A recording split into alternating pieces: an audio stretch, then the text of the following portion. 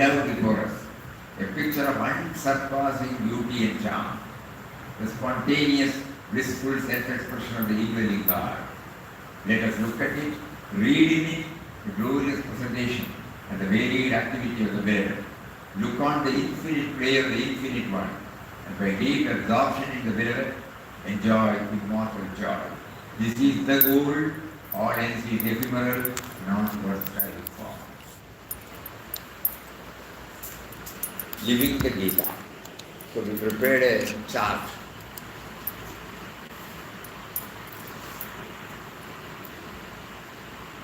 The chart, chapter number, slogan number, key point, example from nature, example from daily life. 18 chapters.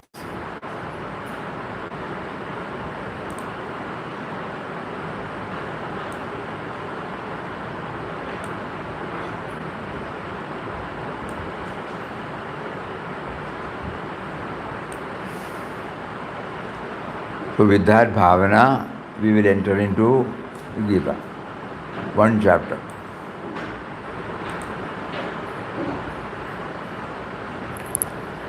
So chapter 1, Shloka 21-22, Arjuna Uvacha, Senayor Bhayor Madhye Ratam Sthavayame Achyuta, Yavedan Diksheham Yodu Kaman Avastitam, Kairmaiva Saha Yodavyam Asmin Rana Samudhyame.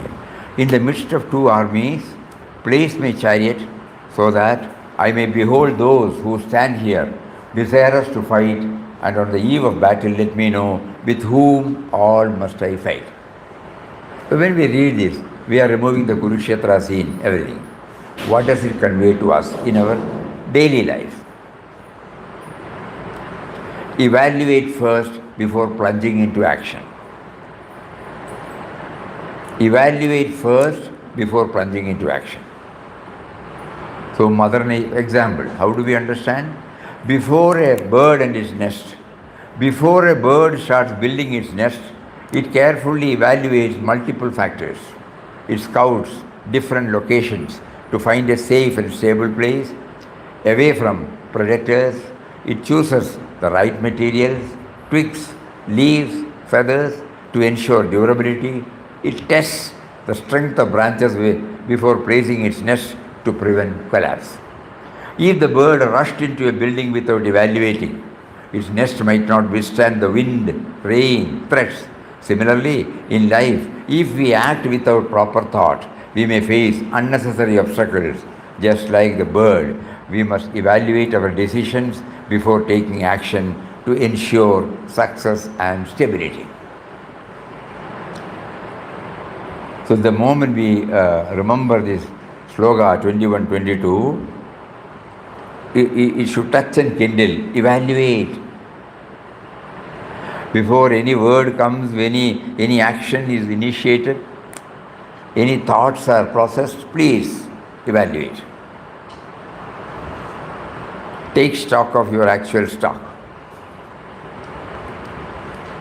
And daily life experience. Be cautious before crossing the street. Before crossing a busy street, a wise pedestrian first looks both ways to evaluate traffic. If they blindly step onto the road without checking, they risk danger. But by observing, analyzing, then moving at the right time, they ensure a safe passage. Likewise, before taking any action, be it in a career, relationship, or decisions, evaluating first helps avoid unnecessary conflicts and failures.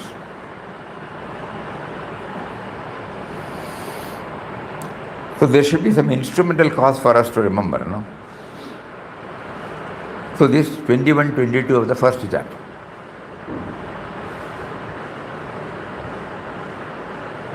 Because we are now trying to understand, Bhagavad Gita is the one which is given by him to us in this very life. In this connection, we remember, for the sake of newcomers, Vinobaji while giving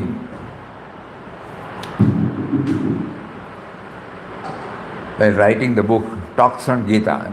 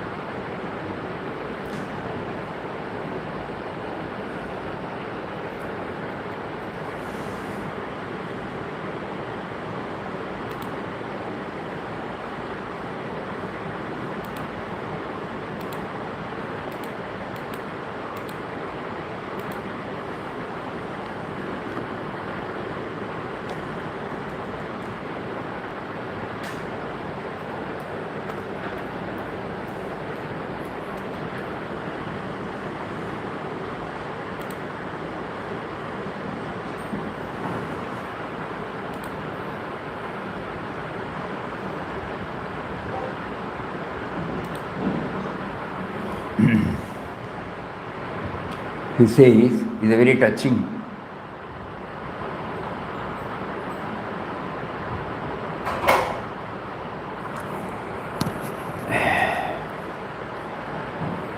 The word Arjuna in fact means one who is honest and straightforward in nature. He candidly told Krishna all that he felt and thought.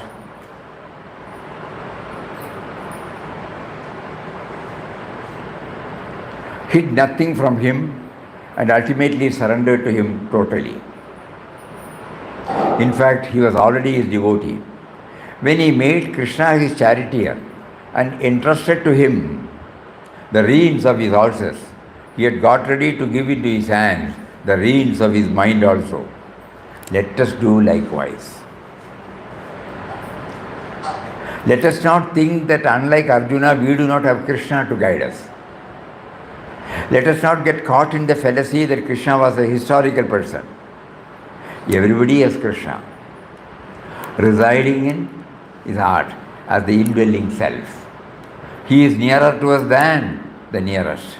Let us bare our heart with all our impurities and weaknesses before him and say, O Lord, I take refuge in you. You are my sole guide and master. Show me the right path, I shall follow it. If we do so, Arjuna's charioteer will be our charioteer too.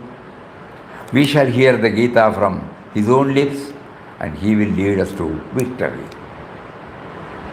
This is how Vinobaji closes the first commentary on the first. Because when we started thinking, how did he get this intuitively? Because the last sloka he sat, I am not going to fight. But he did not run away. He did not give instructions to the charioteer to go out of the field. Because he has got Krishna. So even if so many things happen, somewhere in the corner of our mind, he is there, he is there, he is there. That will help us.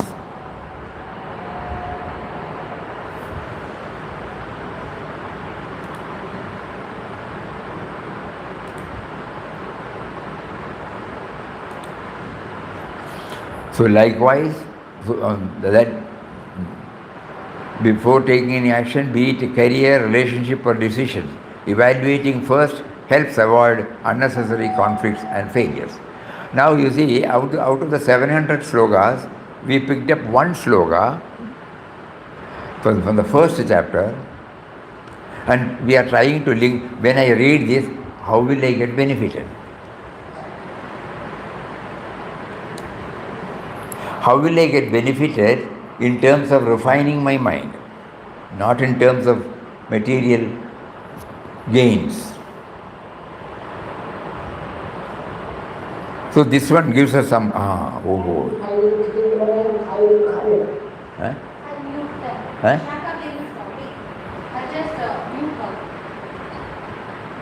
Then we go to the second chapter. Yogastha kuru karmani sangam tyaktva dhananjaya siddhya siddhyo samo bhutva samatvam yoga muchyate. Establish in yoga, perform your actions, O Dhananjaya, renouncing attachment and remaining equal in success and failure. Such even-mindedness is called yoga. Example, Mother Nature. River. A river flows steadily toward the ocean, encountering rocks, fallen trees, uneven terrain along the way. It does not complain, resist or stop. Instead, it adapts, flowing over, around, or even through obstacles while maintaining its purpose. It doesn't stop. It doesn't make any complaints. Everything is okay. It is concerned only with the flow. This reflects even-mindedness as taught in the Bhagavad Gita, remaining steady and success amid success and failure. Pleasures and pain, praise and blame amidst all this. Like the river, we refine our thoughts and actions by not getting stuck in reactions, but by moving forward with inner stability. Daily life. Victory is just a phase. Tulsi Ram, a lad of 14 years, was an upcoming tennis player, and in one of the matches organized by AITA, the opponent gave him a stiff fight, neck-to-neck fight. Tulsi Ram won the match, and the audience gave him a standing ovation. All the time Tulsi Ram was equipoised, did not get exhilarated.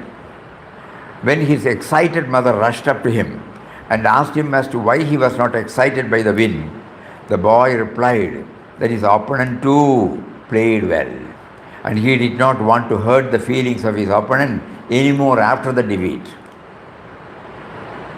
After all, in a match only one can win, and this time I won. A lad of 14, no? Previously, when we heard this, we had great admiration for that boy, that's all. Nothing deep. But now with this idea, the second chapter, 48th stanza of the second chapter is demonstrated before us. God is not only giving this philosophy, God is demonstrating before us and makes us to remember or hear, and then tells us, connect. So that the Bhagavad Gita, from the slogas, from the book, from the shelf, it enters into our very life.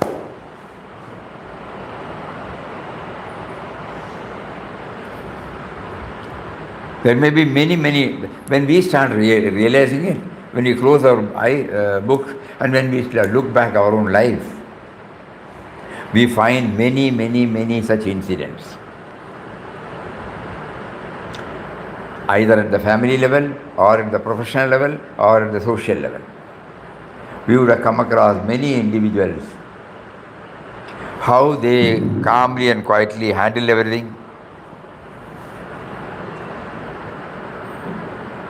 and how it made a deep impact in our mind.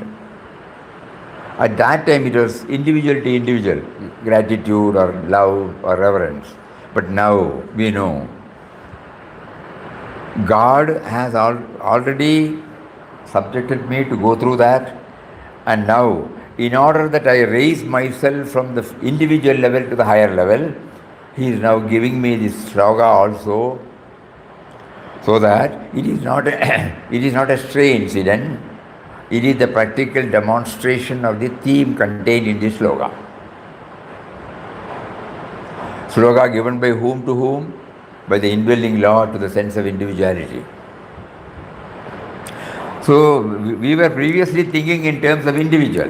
We had respect, we had admiration, we appreciated. That got limited to that individual. But now it is slowly entering into us. God who is within me is prompting me to take up this particular 48 sloka in the second chapter and make me to reflect, and then, hey, look here, you remember this? Oh, that is how I make it practically possible. It is a verifiable science. Not a dictum or a dogma that we have to believe. No. Practical. And then we move to the third chapter.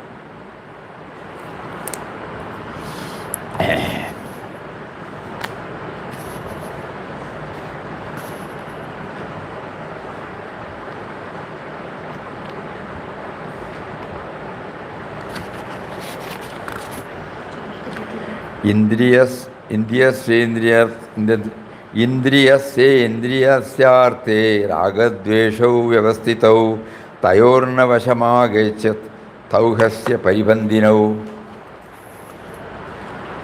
Attachment and aversion are inherent in every sense object, but one should not come under their sway, for they are obstacles on the path. Every sense object is inherent with this attachment and aversion. But we have to ensure that we are not swayed by it, because they are obstacles on the ultimate path. Examples: sun. The sun shines equally on all, on a palace or a prison, on a lotus or a muddy swamp. It does not get attracted to a beautiful garden, nor repelled by a barren desert. Its nature is to give light and warmth, unaffected by what it shines upon. This mirrors the Bhagavad Gita's teaching on overcoming attachment and aversion. Just as the sun continues its duty without preference, we refine our minds by not getting entangled in pleasure and displeasure, likes or dislikes. When we act from inner awareness rather than external attractions, we remain steady and free. So sun is the pratyaksha udaharan. That is from Mother Nature. And daily life, a doctor's joy, relieving pain beyond embarrassment. A boy of 3 years of age, this had happened here in Kanyangal. A boy of 3 years of age could not pass urine throughout the day, got restless and started screaming. He was taken to the pediatrician. The doctor immediately made him stand on the bench, started pressing the abdomen. Suddenly urine splashed on the face and clothes of the doctor. Complete. Seeing this, the father of the boy felt highly embarrassed. But the doctor was supremely happy that the boy was relieved from his suffering. In Malayalam, the word, he told us this. Mutrochallo, adumadi.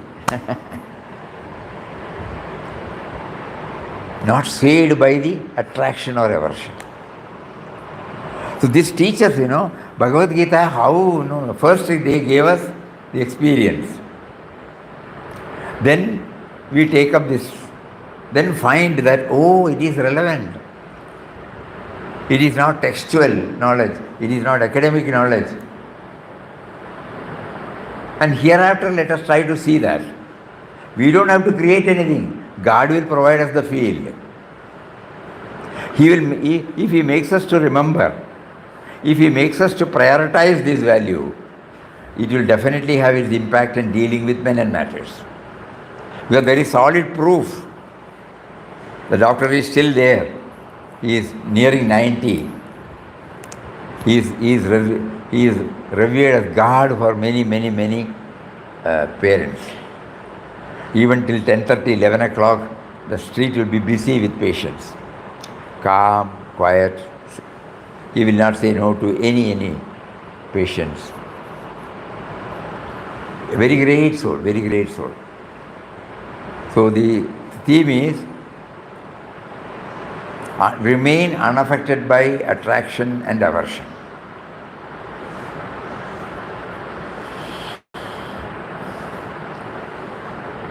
The first one was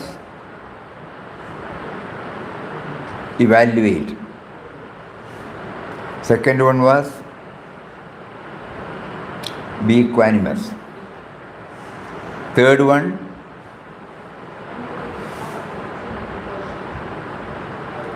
do not be swayed by the inherent nature of attraction and sense objects. Inherent nature of the sense objects. What are they? Attractions and aversions.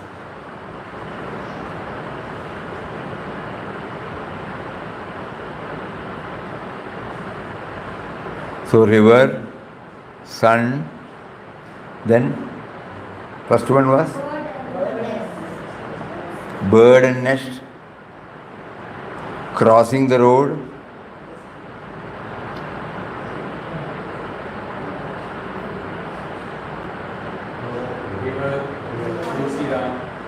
Tulsi Ram, Tulsi Ram, and now Doctor.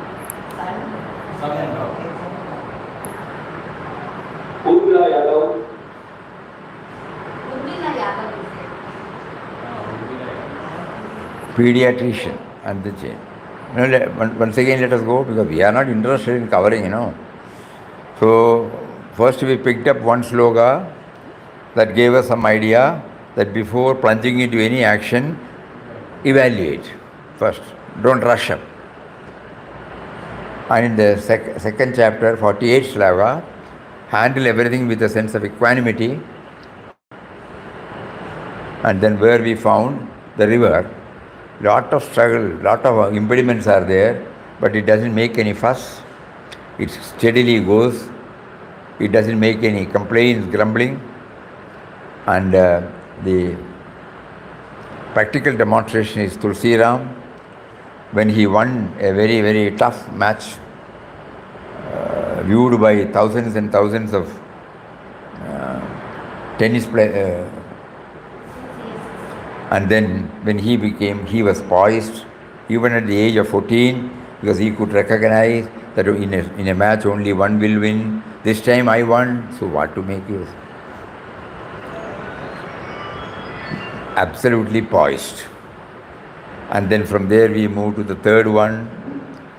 The key point is don't be swayed by the attractions and aversions of the sense objects.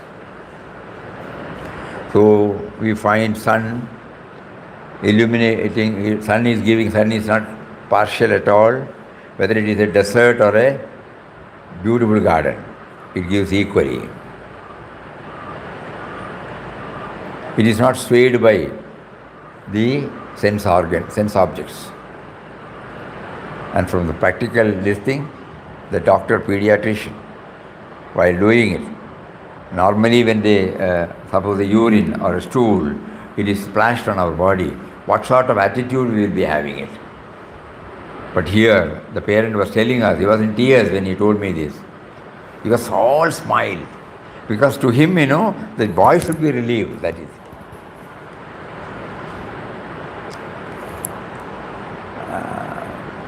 So then we move to the fourth, we will have fourth also, yes. त्यक्त्वा कर्मफल संगम नित्यतृप्तो निराश्रय कर्मण्याभिव प्रवर्तो हि नैव किंचित करोति सः. Renouncing attachment to the fruits of action, ever content, free from dependence, one who remains fully engaged in action, yet truly does nothing at all. The key point is, engage fully in actions while staying detached. We may not be able to remember Bhagavad Gita's words. So from there we extract, the key point. Examples, mother tree. Engage fully in action while staying detached.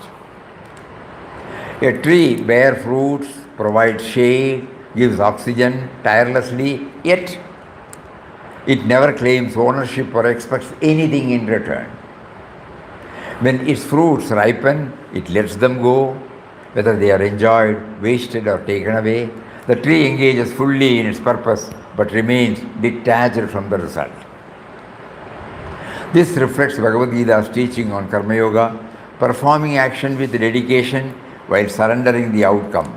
Like the tree, we refine our minds by offering our work selflessly without attachment to success or failure, knowing that true fulfillment lies in the action itself, not in its rewards. So daily life, performing extraordinary work without self-interest. An ordinary person, an ordinary unlettered person. Dasharatha Manji of Gaihur village near Gaya, Bihar, belonged to a poor family. His wife Phalguni Devi needed immediate medical attention. The nearest town with a doctor was 70 kilometers away and could be reached only by traveling around the hill. Due to the distance and ruggedness of the path, he could not save his wife. To ensure no one else dies without timely medical care like his wife, he determined to take up the most difficult task of cutting a path through the mountain, single-handed. Everybody was laughing at him. For 22 years, day and night, he labored and thus reduced the distance from his village to the hospital from 70 kilometers to 15 kilometers. Despite his deep involvement in taking up this most adventurous task, he never let success bind him in pride or failure. He engaged fully in this selfless service, yet remained free from attachment to praise, fame, outcomes, expecting nothing in return. Solid examples. So Bhagavan is guiding us to this that had happened in Bihar. No? And then he makes us to go through this particular shloka. So it is a verifiable truth. Provided we apply, provided we are earnest to know that the Gita stands for our very life. Vinobaji used to name it as I, Gita I, mother. So he used to say, whenever I am in doubt, I go to the mother.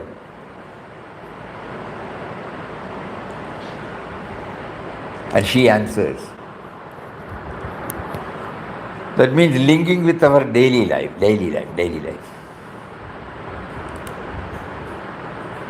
And from there to chapter number 5. Brahmanyadhyaya karmani sangam tyaktva karoti yaha lipyate nasapapena patmapatram ivambasa. One who performs action, offering them to the divine and remains unattached, just as a lotus leaf remains untouched by water, is not tainted by sin. One who performs action, offering to the divine and remains unattached, is not tainted by sin. Example. The earth. The earth sustains all, providing nourishment, shelter, stability without expectation. It supports life tirelessly, yet remains unattached to the countless activities occurring upon it. Despite being trampled upon, cultivated, or abandoned, it continues to give without claiming ownership. This reflects Bhagavad Gita's teaching on dedicating all actions to the divine.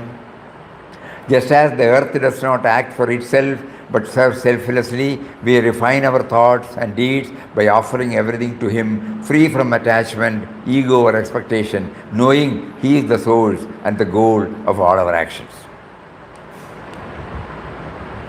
And from the daily life, singing as an offering. All of you might know this. M.S. Subbulakshmi, the great revered dear, the legendary Carnatic singer, used to perform grand concerts attended by dignitaries and scholars.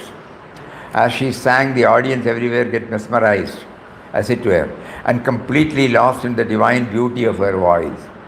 After the performance, when people showered her with praise, calling her a goddess of music, she remained detached from fame and fortune and repeated that she sang not for any personal gain but as an expression of surrender to the divine. She lived her life also as an offering to the divine. We all had the privilege of seeing her. A small house in Mambalam. We used to attend her program whenever she comes to the program. And on 30th January, which we will never, though it had happened 60 years back, religiously she will come on the 30th of January to Gandhi Mandap in Adayar, where Raghupati Raghava Rajaram will be there, plus Gandhiji's famous Vaishnava Janato and Mirabai's song. And while Vaishnava Janato, we used to see the tears coming out. So when after the program, when she was getting into the car, when somebody asked, why you become emotional? And she said, I was remembering, Bapuji used to call me to Vardha, make me to sing this. So I was remembering I was sitting before him.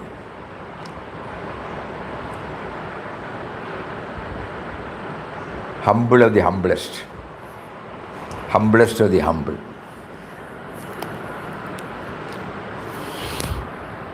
So everything is an offering to him, that's all. At the same time, not simply sitting, it's all philosophies, no. Doing it, at the same time offering it. No charge, Swamiji. No charge. So many times she was not taking money. No money.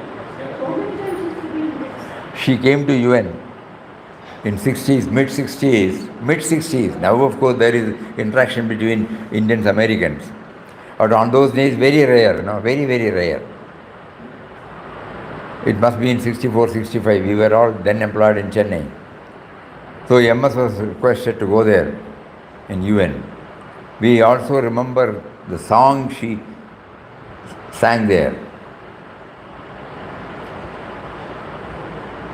Sri Rangapura Vihar. In Vrindavana Saranga Ragam. And we were able to see later on, unlike now, we don't have TVs, but it was all taken by the film division. And whenever we go for any film, first it will be shown.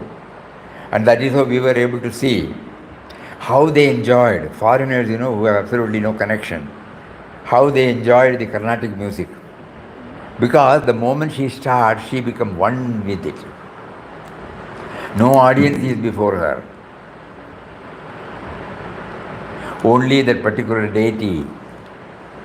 And she offers the sound at the holy feet of the deity.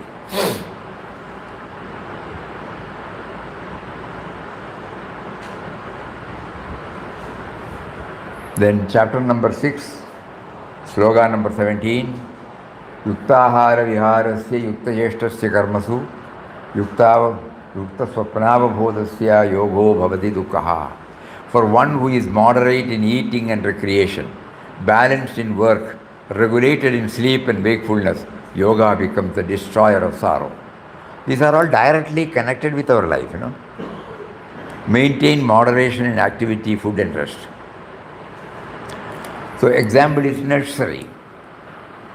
Just as a flourishing nursery requires the right balance of soil, sand, organic manure and water. If you put it in different ratio, it will go. Our well-being thrives on moderation in all respects. Too much or too little of any one ingredient can hinder the sprouting and growth of seedlings.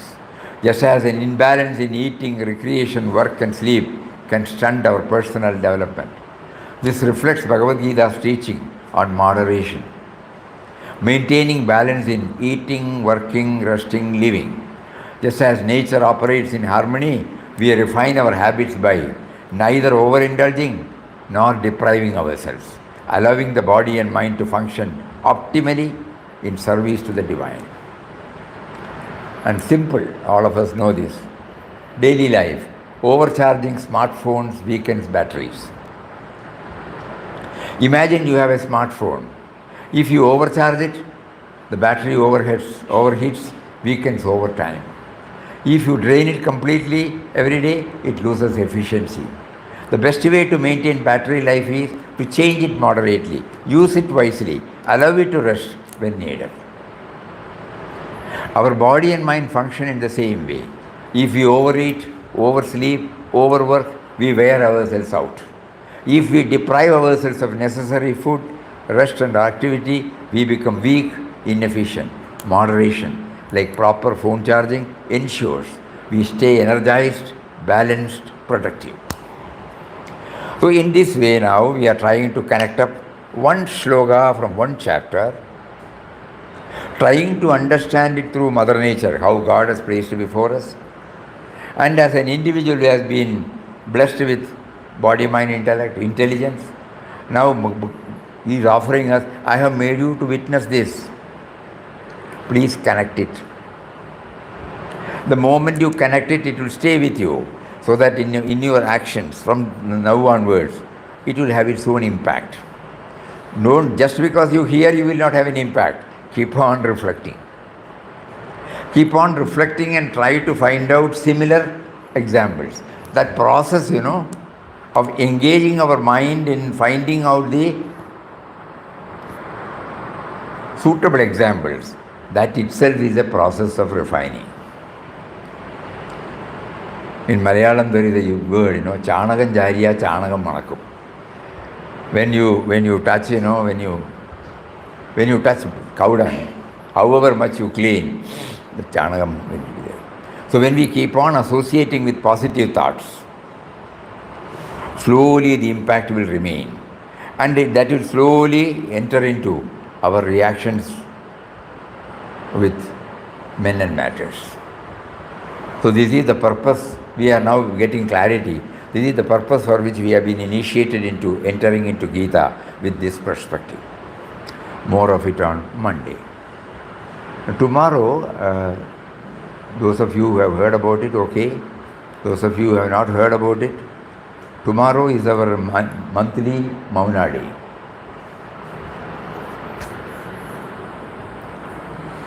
All of us are in various activities. At least one day we withdraw ourselves from our usual fields of activities and then make an effort to become aware of the power within us, who is within us without us. So this is the idea. We are now talking. At the same time, there should be an effort on our part to feel the presence of the power behind this talking. When we are involved in talking, we will not be able to do that. So we retire from our activities one day and try from that moment, 8 to 5 tomorrow. So it starts at 8 o'clock, 7:15 to 7:30 the flower offering will take place. Then people go for breakfast, but actually the Mauna starts from the moment the flower offering takes place. Silently they go to the canteen, Bhojanshala. As far as possible, try to avoid the eye contact. Go there, handle everything coolly, calmly, not in a hurry. Take as much possible, little as possible, because we need our mind to it should not become sleepy. So a loaded stomach will not help us in reflecting. Each one will decide, Yuktahara Viharasya, just now you heard. Then we go to the respective halls. Ladies will come here, gents will go to another hall in New Colony. There will be a small briefing, recorded briefing, and there will be about 4 or 5 walking sessions. First a sitting session. 4 or 5 sitting sessions will be there, In sitting session, we will be hearing Ramnam. And then the sitting session, we will also try to do the mental chanting. 45 minutes. After 45 minutes, there will be a walking session. There we are consciously working. Each step we become conscious of it. That means concentrating on one at the exclusion of all other thoughts. We are trying to train the mind. At the moment it goes here and there, not one at a time. Then only the focused, concentrated meditation can take place. So then we come back, sit. Again, there may be a sitting session where we try to concentrate upon one aspect. You have got the nose? No. So like that, there will be 4 or 5 sitting sessions, 2 walking sessions, 1 hearing session, 1 seva session. Newspaper will be given.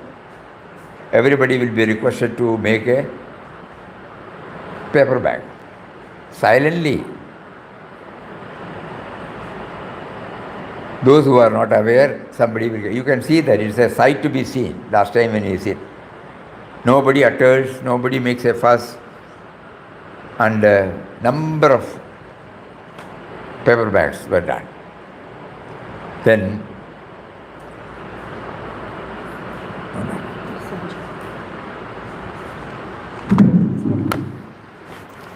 so first silent session, trying to listen to the mental chanting within. Second, mindful walking, concentrating on our footsteps while walking. Then second silent session, again 45 minutes, watching the thoughts, simply watching the thoughts. Let it go anywhere. We are trying to watch our own thoughts. Sarvadi Sakshibhudam we used to chant, This is an opportunity for us to know that. What is that Sarvadi Sakshibhudam? And then Seva meditation. Then afterwards lunch in Bodhanshala. 12:30 to 1, free time. Okay, we are all used to that, no? We are not full-timers. Then 1 to 1:30, Ligita Japa.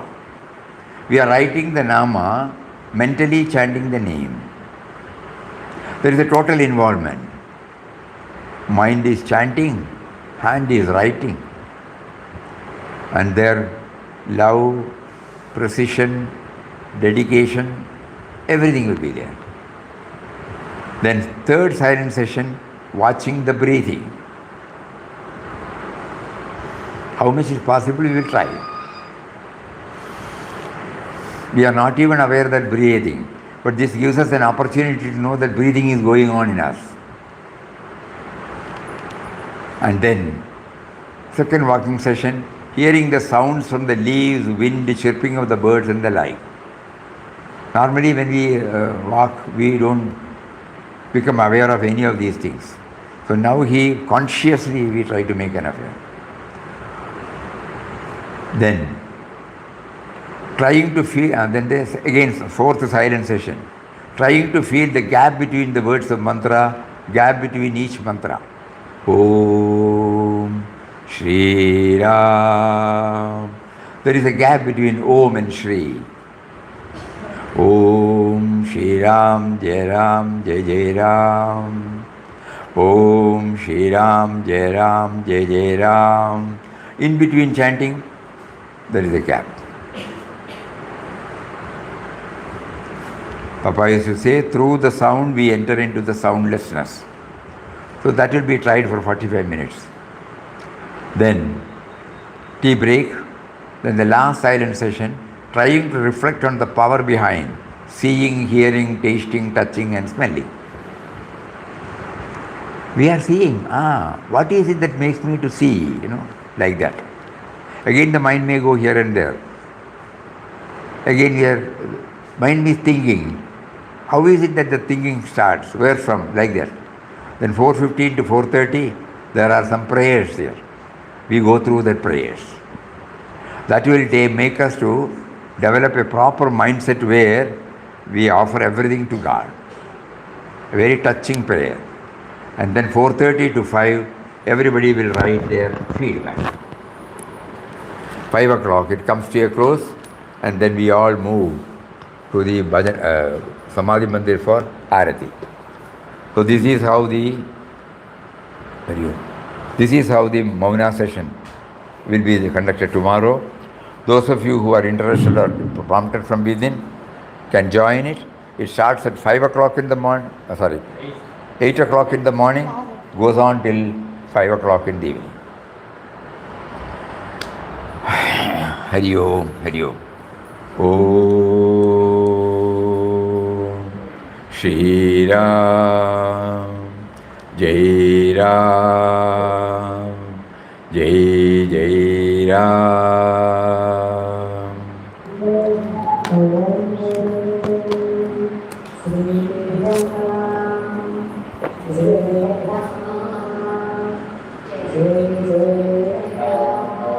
Om Shri Ram, Jai Ram, Jai Jai Ram.